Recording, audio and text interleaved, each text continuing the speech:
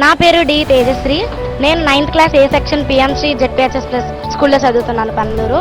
ఎలా ఉంటుంది mid day meal మధ్యాహ్నం భోజన పథకం? నువ్వు డైలీ ఇక్కడ భోజనం చేస్తావా, క్యారేజ్ తెచ్చుకుంటావా? ఇక్కడ భోజనం చేస్తే ఎలా ఉంటుంది? ఇక్కడే నేను భోజనం చేస్తాను, క్యారేజ్ అయితే తెచ్చుకోను. డొక్కా సీతమ్మ పథకం అమలు చేసిన తర్వాత మాకైతే సన్న బియ్యం పెడుతున్నారు.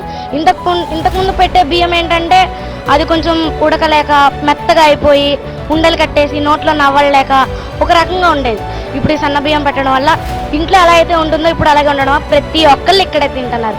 నో క్యారేజ్ అయితే లేదు. మా క్లాస్ నుంచి ప్రతి ఒక్కళ్ళు ఇక్కడే తింటారు. డొక్కా సీతమ్మ అన్నావు, డొక్కా సీతమ్మ ఎవరో నీకు తెలుసా? ఆవిడ గురించి చెప్పు. పశ్చిమ గోదావరి తూర్పు గోదావరి జిల్లాలో అన్నపూర్ణగా పేరొందారు.